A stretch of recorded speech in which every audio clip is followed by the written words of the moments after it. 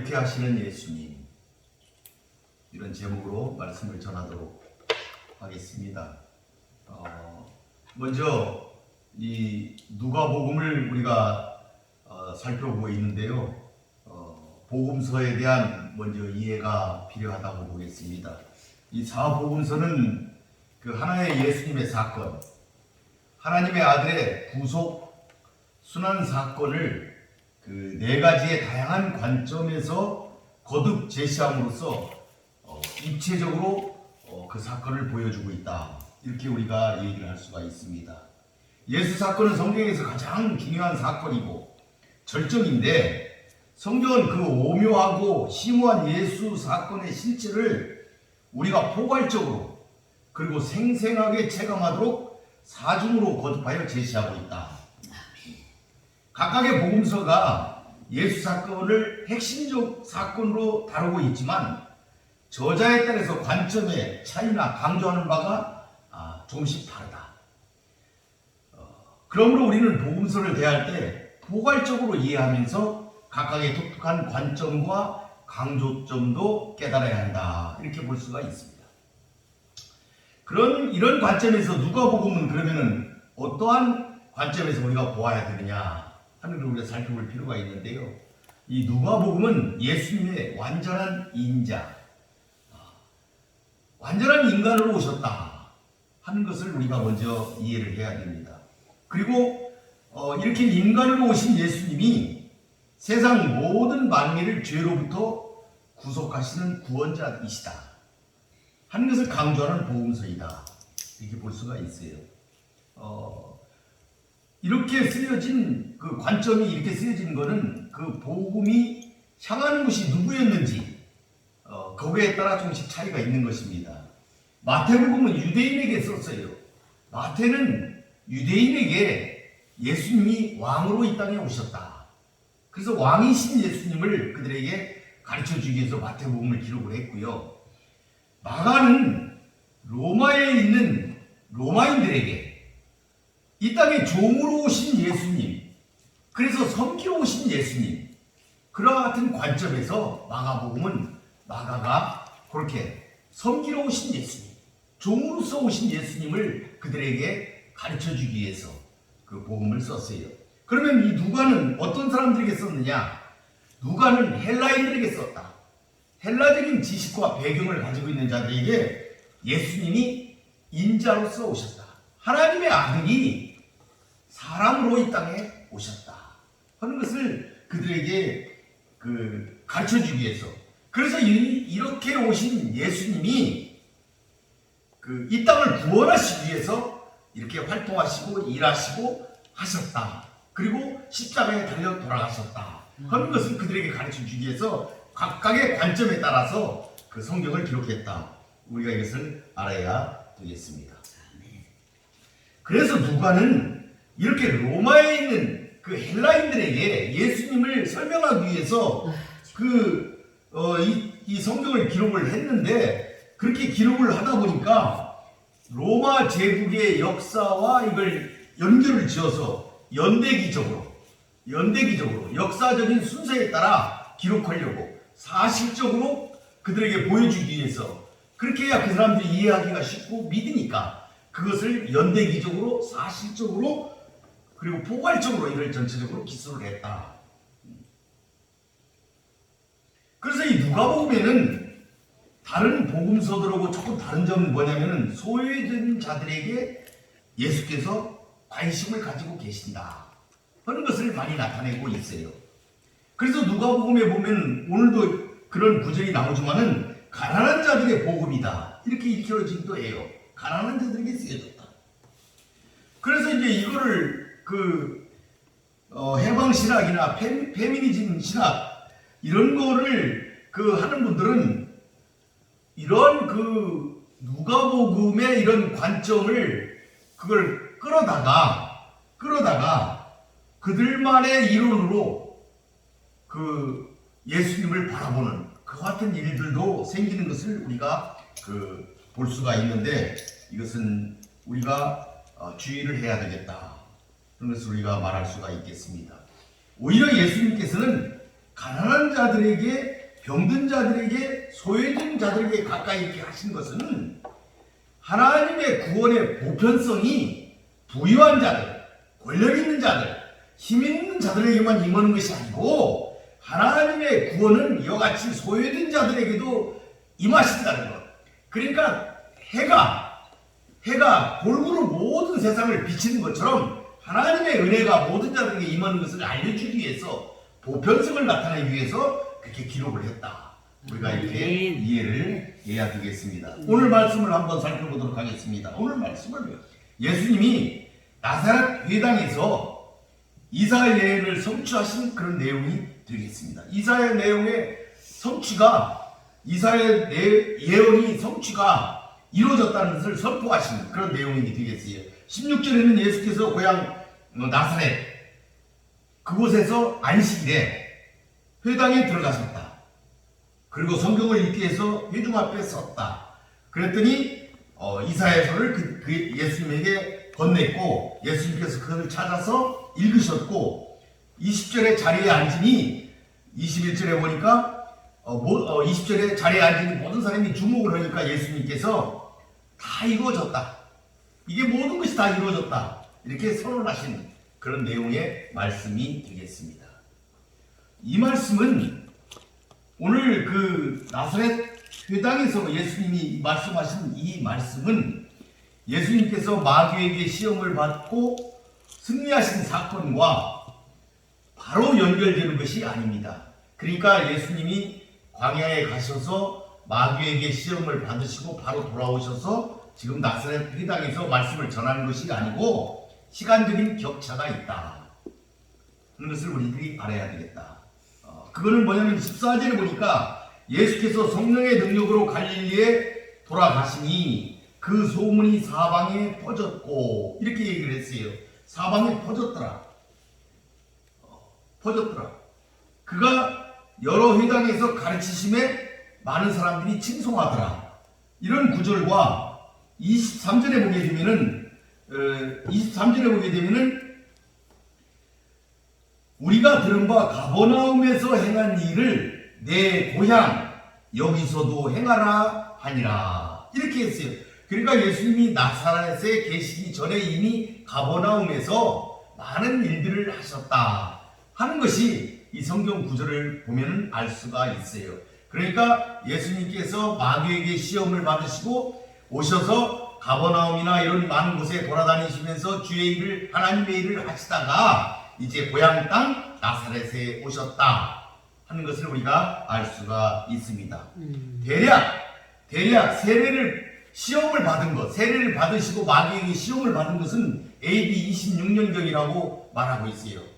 AD 26년경에 그렇게 하셨고 갈릴리 사역은 그 뒤에 AD 27년경에 하신 것으로 그렇게 사람들이 분석하고 있습니다. 그러니까 나사렛 회당에서의 사역이 첫 사역이 아니다. 어떤 사람들은 첫 설교다 이렇게 얘기하는데 첫 설교가 아니다 하는 것을 우리가 알 수가 있죠. 그것이 14절 15절에 요약해서 예수님이 한 6개월에서 몇 달 동안 일을 하셨던 그 1년 정도 일을 하신 그 기간은 누가가 기록을 하지 않고 성경에 단 2절로 건너뛰었다. 누가는 예수님이 세례 받으시고 활동한 6개월에서 한 1년 사이에 그 어간의 일들을 2절의 성경으로 그냥 축약해서 기록을 하고 바로 뭐로 들어갔냐? 나사렛 회당에서의 사건으로 누가가 들어갔다 하는 것을 우리가 알 수가 있지요. 16절을 한번 보겠습니다. 예수께서 그 자라나신 곳 나사렛에 이르사 안식일에 늘 하시던 대로 회당에 들어가사 성경을 읽으려고 서심해 이렇게 기록하고 있어요. 이 16절은 예수님께서는 전통을 무시하시지 않는다 하는 것을 말씀하고 계시는 거예요. 예수님은 어려서부터 늘 하시던 관습대로 회당에 가신 거예요. 예수님은 그 성경에 보게 되면 율법주의적인 유대인들에게 여러 가지로 비판을 하신 것이 많이 있어요. 그것은 사실이지만 예수님은 안식일에 회당에서 예배하고 교육하는 것, 이러한 전통을 무시하지 않으셨다. 그대로 행하셨다. 습관처럼 행하셨다 하는 것을 우리가 알 수가 있습니다. 그러니까 예수님은 구약의 전통을 부정하시는 것이 아니라 이를 계승하고 완전케 하신다는 사실을 우리들이 이 구절을 통해서 알 수가 있다. 마태복음 5장 17절에 이랬어요. 내가 율법이나 선지자나 폐하러 온 줄로 생각하지 말라. 폐하러 온 것이 아니고 완전케 하려 합니다 하는 말씀을 우리가 기억할 필요가 있습니다. 이 땅에 많은 교회나 이런 데서 보게 되면 자꾸 새로운 것, 이상한 것, 그런 걸 추구하고 안 하던 것을 해서 과거의 것을 자꾸 없애려고 하는 그런 전통들이, 그런 것들이 생길 수가 있는데, 이 예수님의 말씀에 의하면 별로 좋지 않다. 이 새롭게 하는 것은 그 하나님의 진리에서 벗어나고 뭔가 잘못되었을 때 폐기하고 없애는 것이지, 예수님의 그 모습을 보면 예수님은 그대로 지키시고 오히려 그 안에서 그것을 완전히 하셨다. 그런 회당에서의 예배와 교육을 중심으로 해서 하나님의 말씀을 더 완전하게 전파하시고 가르치셨다는 것을 우리들이 깨달아야 된다 하는 것이죠. 새로운 걸 배우는 것으로 인해서 지나치게 하면 안 된다 하는 것을 우리가 볼 수가 있어요. 17절에 보게 되면은 선지자 이사야의 글을 드리거늘 책을 펴서 이렇게 기록된 데를 찾으시니 이랬어요. 이게 원문상으로 보게 되면 이게 뭔 말이냐면, 회당에서 성경 두루마기를 맡은 자가 예수님이 일어나는 것을 보고는 예수님에게 그 두루마기를 넘겨준 거예요. 이런 굉장히 자연스러운 행동이다. 그리고 예수님께서는 회당장이 그날 성경 봉독자를 위해서 미리 펼쳐놓은 것, 그러니까 이사야상이 있죠. 봉독자가 읽어야 될 그런 구절들이 있으니까 그거를 정해놓은 게 있어요. 절차대로. 그것을 펼쳐놓으니까 예수님이 그것을 찾아서 그 본문을 읽으셨다. 이런 내용이 되겠습니다. 그러니까 우리들이 다른 곳에서 어떤 설명하는 분들의 글을 우리가 들은 적이 있는데, 예수님께서 이 말씀을, 이 희년의 이 말씀을 전하시려고 이사야서를 찾아가지고 그것을 펼쳐서 그것을 구절을 찾아서 읽으셨다, 이렇게 얘기하는 경우가 있는데 그것은 조금 맞지 않다. 두루마기로 되어 있는 이 성경을 그걸 꺼내다가 찾아서 그것을 그 이사야 61장을 읽은 것이 아니고 관습대로 이미 회당장이 이사야서 61장, 오늘은 이사야서 61장 이런 것이 그 순서대로 되어 있기 때문에 그것을 펼쳐서, 두루마기를 펼쳐서 이렇게 놓았는데 그것을 드리니까 예수님이 거기서 구절을 찾으셔서 읽으셨다, 이렇게 이해하는 것이 훨씬 더 합리적이다, 맞다, 원문 말씀에 충실하다, 이것을 우리가 알아야 되겠어요. 보통 우리가 이걸 예수님이 그걸 찾으신 걸로 이렇게 이제 알 수가 있는데 그렇지 않다. 그런데 거기서 끝나는 것이 아니고, 그러면 예수님이 성경을 읽으시려고 일어났더니, 자리에서 일어나셨더니 성경을 읽으려고 누가 일어나니까 성경을 갖다 주는 거예요. 그분이 예수님이다 이 말이에요. 근데 예수님이 성경을 읽으려고 일어나셨더니 거기에서 이러시는 분이 성경을 갖다 예수님께 드렸는데, 두루마기를, 그 성경이 이사야서 61장이다. 이거는 하나님의 섭리다 하는 걸 알아야 된다.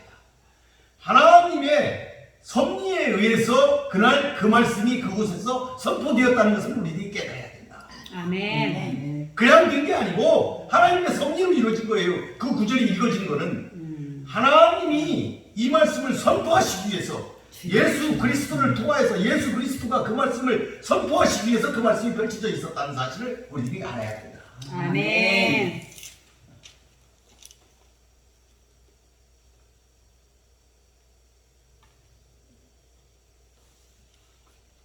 그러니까 그 말씀은 예수님이 읽었던 그 말씀, 이사야서 61장의 그 말씀은 주제가 뭐예요?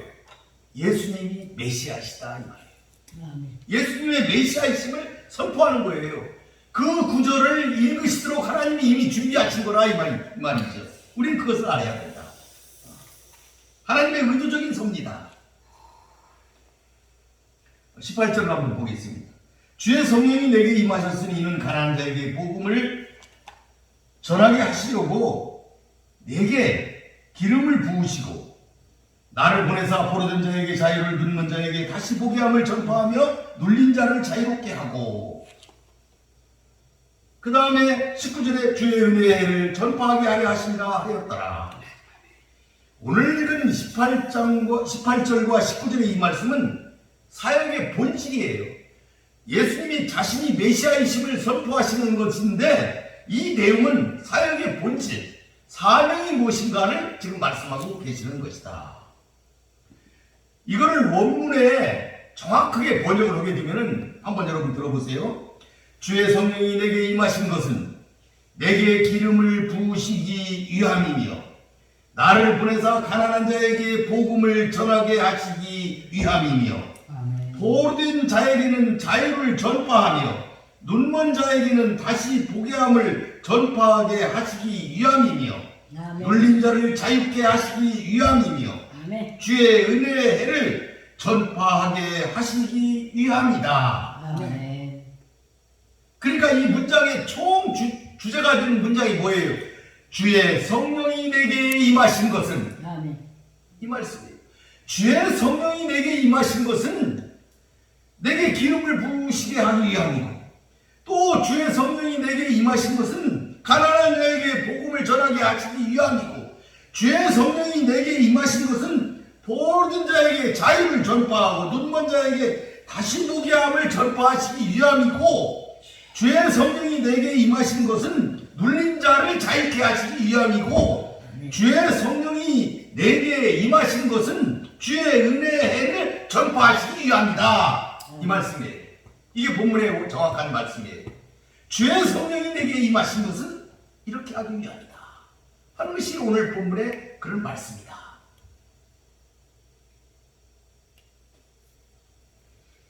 그런데 이제 오늘 본문 오늘 이 본문은 이제 그러니까 그 당시에 성경이 히브리 성경이 있고 많은 그 로마인이나 헬라인들이 보던 성경은 70인역 성경이라고 있어요. 70인역. 그러니까 헬라 제국이 있을 때에 헬라 제국의 황제가 성경을 번역하게 했어요. 70인으로 하여금 성경을 번역하게 해가지고 헬라의 알렉산드리아에 보관을 했는데 알렉산드리아에서 그때 번역된 성경이 70인역이에요. 그런데 오늘 이 본문의 말씀은 누가가 이 성경에 기록한 이 말씀은 70인역에 의한 성경이다 하는 것을 우리가 알아야 돼요. 그러니까 누가가 읽은 성경은 히브리 성경이 아니었고 이 70인역 성경을 그때 보았다. 어떻게 알 수가 있느냐 하면은 거기 보게 되면은 눈먼 자에게 다시 보게 함을 이렇게 했는데 이런 말이 히브리어 성경에는 없어요. 70인역 성경에만 그 말이 있어요.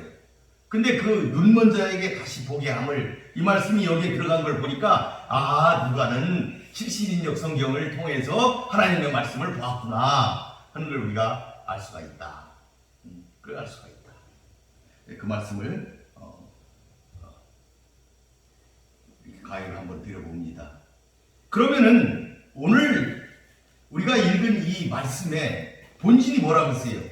사역의 본질이다 이랬어요. 사역의 본질이다. 이거는 원래 이사야서의 여호와의 종의 사명을 노래한 그런 부분이에요. 여호와의 종의 사명이 무엇인지를 노래한 부분이다. 여호와의 종의 사명. 이 여호와의 종이 어떻게 해야 되느냐? 이 사명을 노래한 거다 이 말이에요. 거기에 보기 그러니까 이건 뭐냐면 바벨론에서 포로로 이스라엘 백성들이 돌아왔는데 돌아온 자들을 위로하고 그들의 피폐해진 영적 상태를 치유하고 그 다음에 그들을 회복시키는 것 이게 사명이다 이 말이에요. 그러니까 여호와의 종의 사명은 치유하고 먼저 위로하고 치유하고 회복시키는 것이다. 이게 사명이다 이 말이에요. 주여. 이게 사명이다. 이 말씀이 직접적으로 누구한테 귀속되느냐? 예수 그리스도한테 귀속이 되었다 이 말이에요. 예수님의 사명으로 귀속이 되었다. 그 사명을 노래했다. 예수님이 메시아임을 분명하게 밝히는 구절이 되었다. 이렇게 했어요. 그런데 여러분 중요한 거는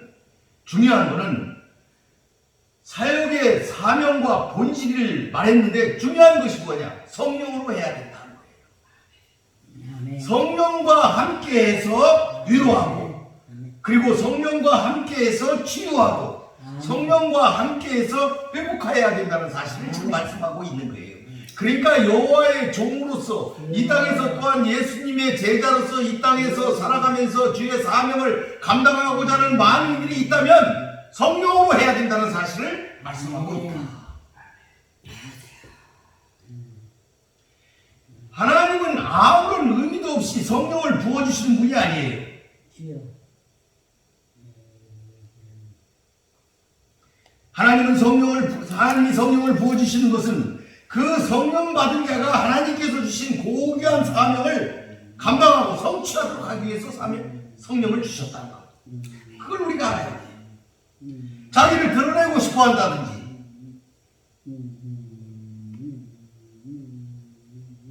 어떠한 위로나 치유나 회복을 외면한다든지 하는 것은 사명을 받은 자의 자세에서 벗어나는 사실을 우리가 알아야 된다. 합당치 않다. 하나님 앞에 합당치 않다는 사실을 우리들이 알아야 된다는 거죠. 그러니까 성령을 받으려 하는 자들이나 성령을 받은 자들, 그런 자들이 해야 할 일은 무엇이냐? 성령과 함께 위로하고 치유하고 회복하는 일을 하여야 한다는 이야기입니다. 아멘. 이걸 예수님도 성령과 함께 했다는 것을 우리들이 알 수가 있어요. 예수님도 성령과 함께 했다는 사실을 우리들이 깨달아야 돼요. 주여.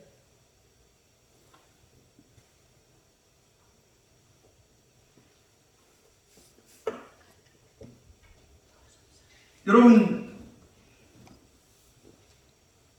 한번 보십시다. 누가복음 4장에 보니까 4장 1절을 한번 보겠습니다. 예수님이 어떻게 성령과 함께 하셨는지. 예수께서 성령의 충만함을 입어 요단강에서 돌아오셨다. 이렇게 얘기를 하고 있어요. 예수님이 요단강에 가셨는데 성령의 충만함을 입어서 돌아오셨다. 그리고 40일 동안 성령에 이끌리셨다. 성령에 이끌리신 거예요. 마귀의 시험 받을 때도. 성령에 이끌리셨다. 이렇게 얘기를 했고 14절에 보니까 예수께서 성령의 능력으로 갈릴리에 돌아가셨다.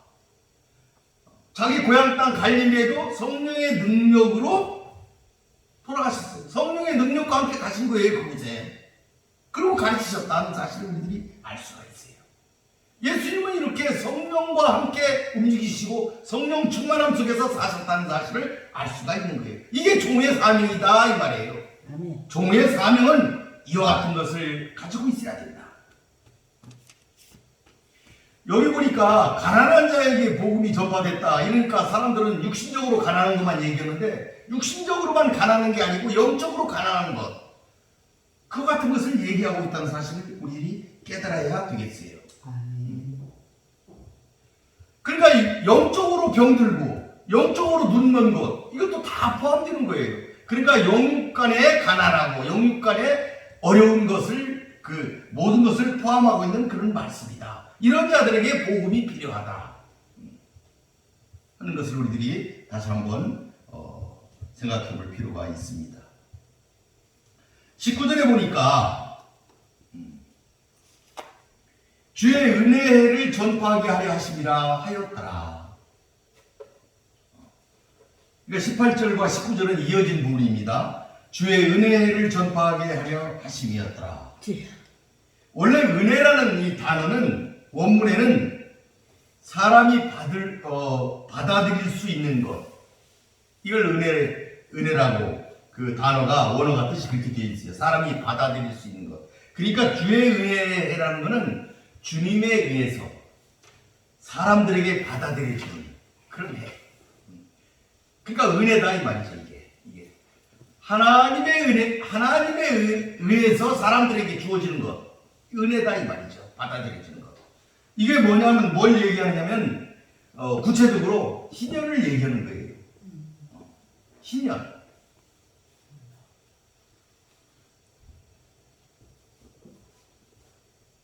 곧 여호와께서 인간 사회 속에 규정한 해방을 해다 이런 뜻이에요. 해방시키는 것. 그러면 이 희년은 희는 레위기에 나오는 그 단어인데 이거는 50년마다 이루어지도록 되어 있어요. 그러니까 희년이라는 건 뭐냐면 자유케 하는 거예요. 자유케 하는 것. 자유케 하는 것이 희년이에요. 땅이 자유로워지고 사람이 자유로워지는 거예요. 그러니까 원래대로 회복되는 거예요. 땅도 원래 가지고 있던 사람 앞으로 돌아가는 것이에요. 사람도 구속으로부터 자유로워지는 거예요.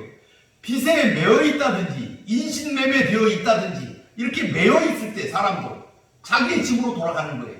원래대로 돌아가는 리세트되는 거예요. 리세트. 하나님이 만드신 대로 리세트되는 거예요. 그렇게 되면 어떻게 되겠어요? 가난한 자가 없어지겠죠. 자기 땅을 차지하니까. 자기 땅이 있어지지 않습니까? 그러면 경제적으로도 자유롭게 될 수가 있어요. 그러니까 회복이 되는 거예요. 이 땅에 평화가 임할 수 있는 거예요. 그게 하나님께서 자유케 하시는 희년의 목적이 되는 거예요. 이 희년을 이루시는 것. 이게 하나님의 뜻이거든요. 이것을 이루는 것 메시아의 사명이다 이 말이에요. 예수님이 그걸 선포하셨다 이 말이에요. 지금 예수님이 거기서 이 성경을 읽으셨다는 것은 그것을 예수님이 선포하셨다 이 말이에요. 왜 그러냐면 하나님의 아들 예수 그리스도가 이 땅에 오심으로써 신년이 시작되었다는 사실을 그들에게 선포하신 거예요. 이것이 구원 사역이다 이 말씀이죠. 자유케 하는 것. 이 땅을 자유케 하는 것. 이 땅에 소속된 모든 것들로 자유케 하는 것. 원래대로 돌아가는 것. 하나님이 창조하신 창조에 하나님이 규정하신 그 규정으로 돌아가는 것. 이게 신년의 의미다.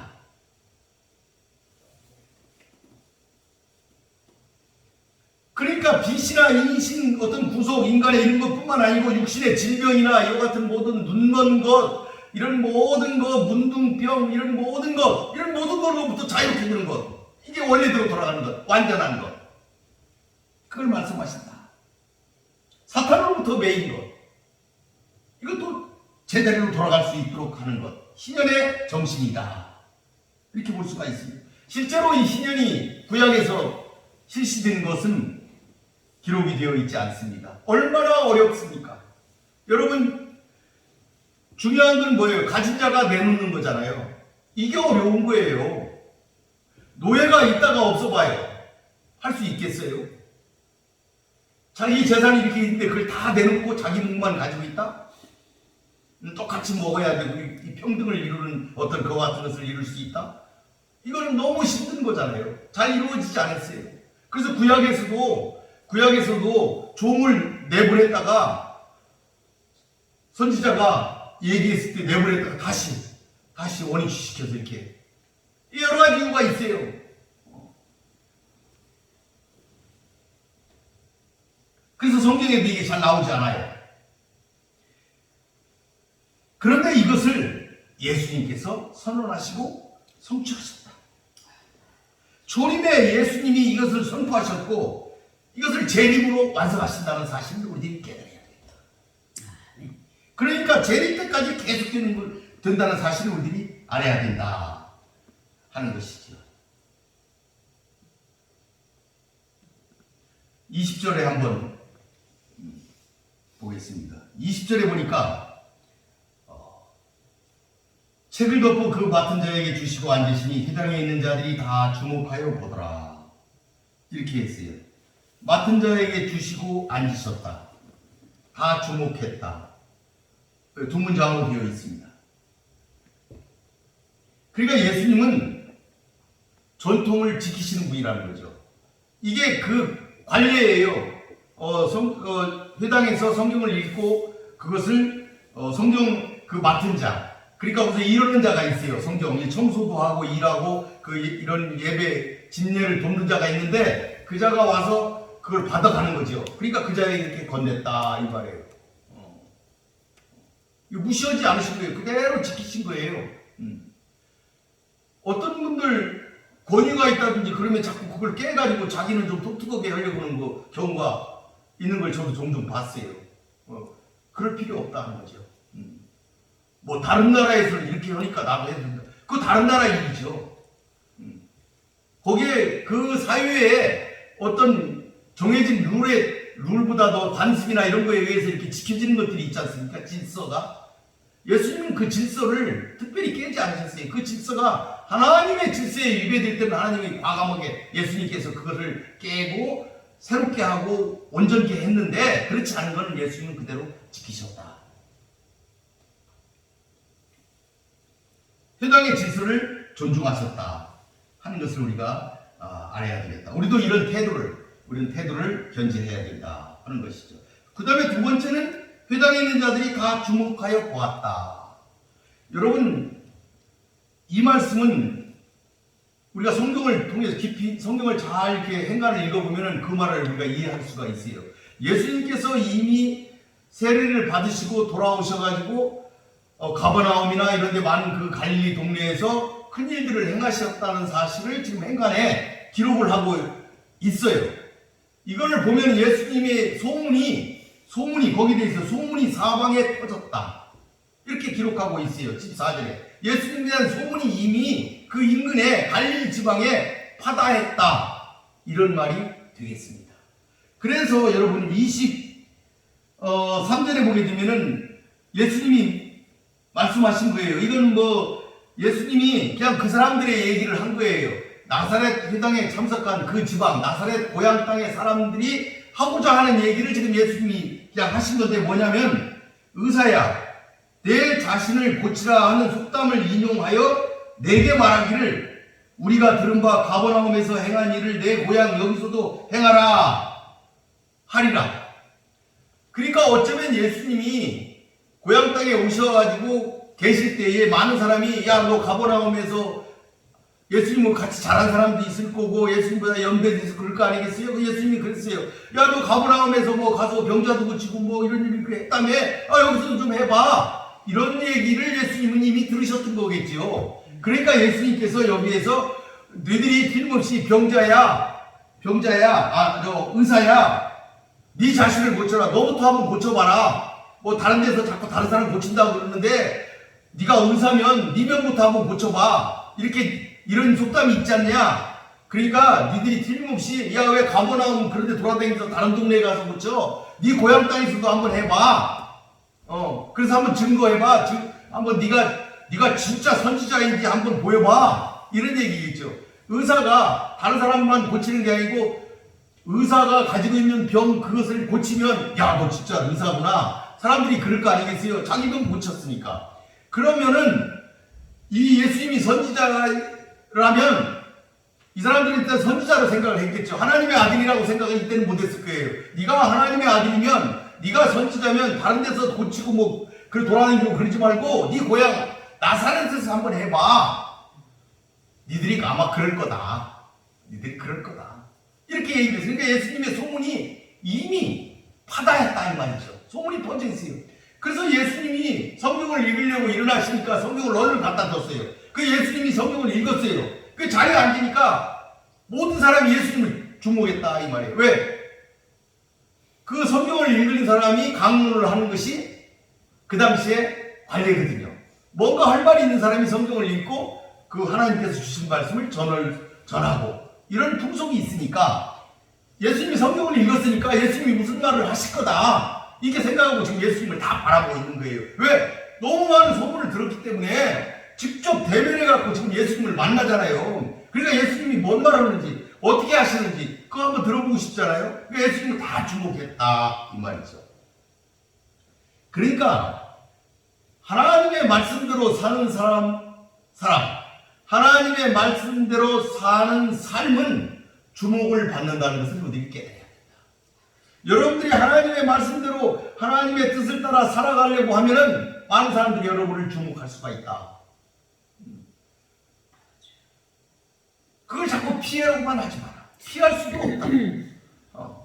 여러분이 그리스도인으로 소문나면 날수록 사람들은 여러분을 더 주목해보고 여러분의 자그마한 것 하나까지도 관심을 가지고 바라보고 비난할 수도 있다는 사실을 우리는 깨달아야 된다. 많은 사람이 주목한다는 사실을 우리는 깨달아야 된다.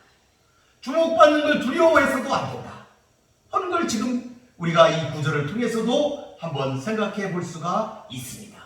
여러분은 주목받을 수가 있습니다. 여러분들은 주목 속에 살아갈 수가 있습니다. 용기를 내시기를 바라겠습니다. 그래서 뭐 이들이 예수님을 주목해 본 거예요. 많은 사람이 주목을 했어요.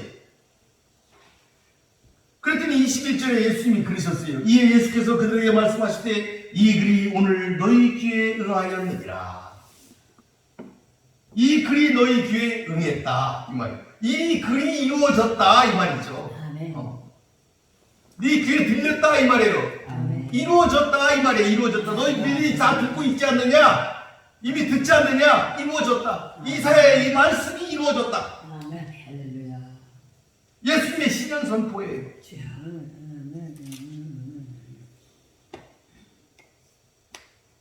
이 귀한 말씀을 누가는 예수님의 신년 선포에 대한 이 귀한 말씀을 누가는 단 두 절로 설명을 했다 이 말이에요.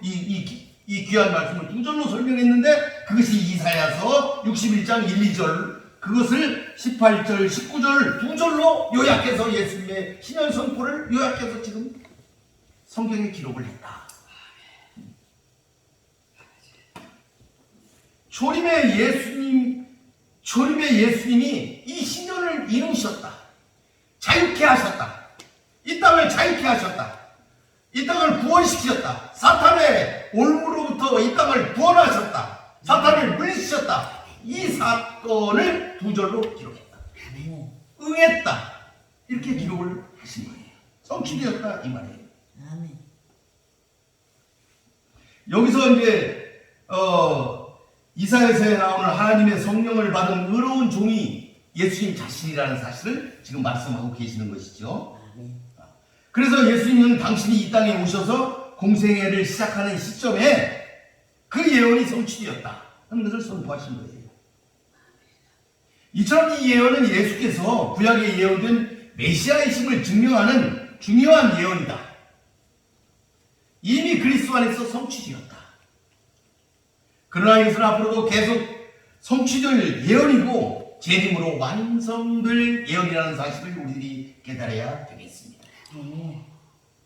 다시 말하면 가난한 자가 복음을 듣고 죄와 사망에 포로되었던 자들이 자유롭게 되고 영적으로 눈먼 자들이 눈을 뜨고 좌절과 절망에 빠진 이들이 소망을 기쁨을 회복하는 것, 하나님의 받으실 만한 은혜의 그런 은혜의 해가 희년이 도래하는 이와 같은 일 모두가 예수 그리스도가 초림으로 이 땅에 오심으로써 성취되어 간다는 사실을 기록하고 있는 것이다. 예수님은 제2위의 하나님이시고 성자 하나님이시고 이 땅에 오셔서 이것을 이루시고 성취되어 가고 있다는 사실을 우리들이 깨달아야 되겠습니다. 오늘 이와 같은 일들은 오늘날에도 세계 방방곡곡에서 예수님의 가르침을 실천하는 자들에 의해서, 다시 말하면 성령을 받은 자들에 의해서 계속되고 있고 이루어지고 있다는 사실을 우리들이 알아야 되겠습니다. 말씀을 한번 이제 정리를 해 보도록 하겠습니다. 먼저 제가 누가에 대한 누가가 어떤 사람인지는 잘 설명을 이제 안 했는데, 이 누가는 여러분 의사라고 그랬죠. 의사라고 그랬어요. 이 누가는 어디에 성경에 나오냐면 처음에 사도행전 16장에 보게 되면은 드로아에서 사도 바울이 꿈을 꾸잖아요. 마게도니아로 건너오라. 그때 마게도니아로 건너갔던 사람 일행 중에 하나가 누가예요.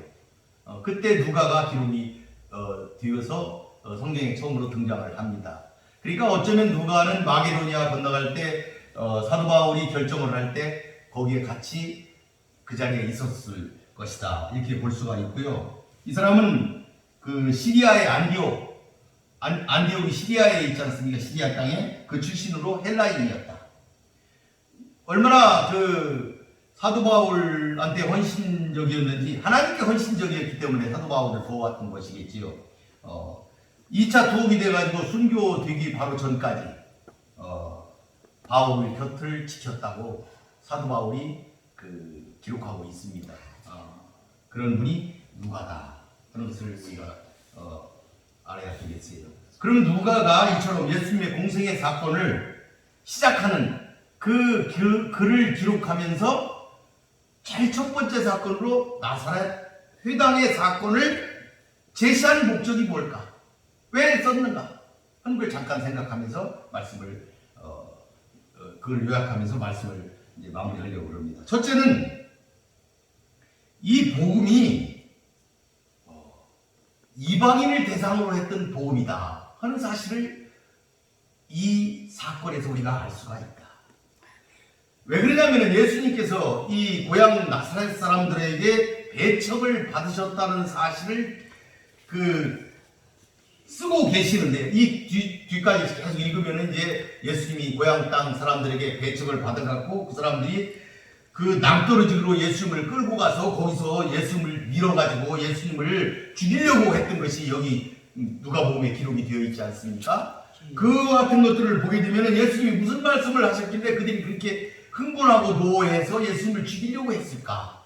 근데 거기 예수님이 아주 유명한 말씀을 하세요. 뭐냐면 엘리야가, 구약시대에 엘리야가 있었는데 그 엘리야를 도운 사람이 이방 사람 시돈 땅에 있는 과부가 도왔다. 이방 사람이었다. 이방 땅 시돈. 시돈은 이스라엘 사람들이 아니잖아요. 한 과부가 엘리야를 도왔다. 공개했다. 이렇게 되어 있고, 또 엘리사가 있는데 이 엘리사도 문둥병을 고치는데 이스라엘이 문둥병자가 많이 있는데도 나아만만 고쳤다. 이방인 나아만 장군을 엘리사가 고쳐줬다.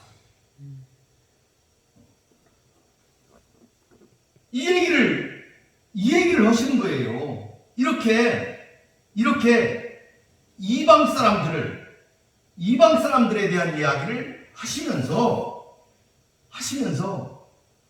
고향 사람들에게 배척받은 자신, 좁게는 나사렛 사람들에게 배척받고 어디 가서 고쳐요? 가버나움에 가서 고치잖아요. 자기 고향 사람들 이스라엘에 배척받고 어디 가서 일을 하세요? 이방인을 위해서 일하는 예수님. 복음. 이 복음이, 그러니까 결국은 복음이 이스라엘 땅에서 배척받고 이방을 향해서 열리잖아요. 이와 같은 사실을 예수님이 이미 간파하시고 이때 말씀하신 것이다. 이 사건이 그걸 얘기하고 있는 것이다. 이 뒤에 나와 있는 것, 예수님께서 엘리야와 엘리사의 기적을, 이와 같은 사건을 말씀하시면서 하시는 그 말씀은 거예요. 이방 땅을 향하여서 복음의 문이 열렸다는 사실을 지금 말씀하고 계신다.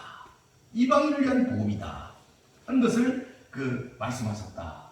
이렇게 볼 수가 있어요. 둘째는 종의 사명은 성령으로 함께 해야 된다는 사실을 기록합니다. 성령의 역할을 강조하고 있어요. 아까도 읽었지만 4장 1절에 성령의 충만함을 입어 요단강에서 돌아오셨고, 또 40일 동안 성령에 이끌리셨고 14절에 성령의 능력으로 갈릴리에 돌아가셨다 이 말이에요. 성령과 함께 하셨다는 것을 계속 누가가 기록을 하고 있어요. 이건 뭐냐? 성령으로 이루어진다는 사실.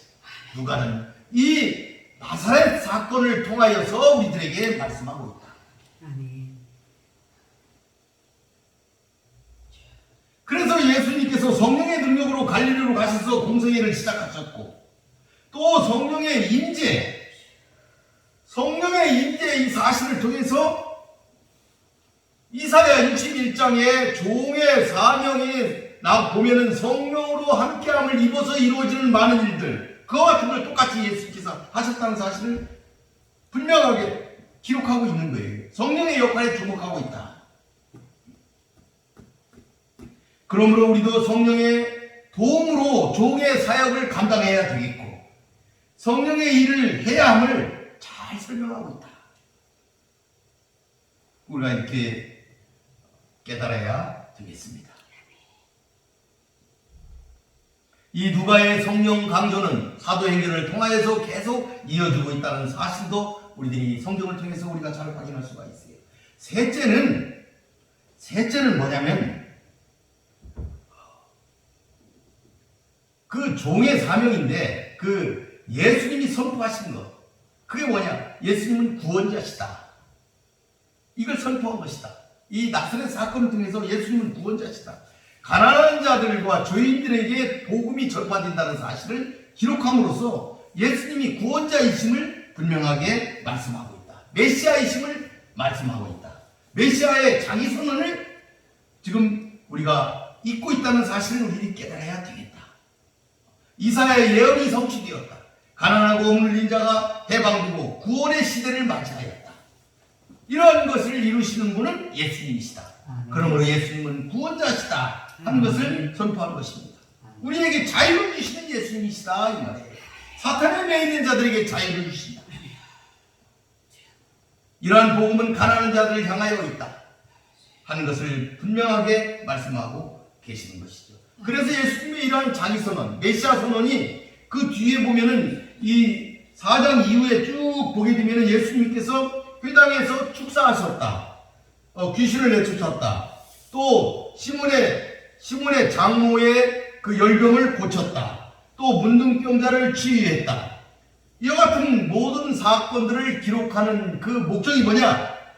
이사야가 예언하신 대로 이 땅에 오신 예수님이 억눌린 자들을 구원하시고 회복시킨다는 사실을 계속 기록하고 있다.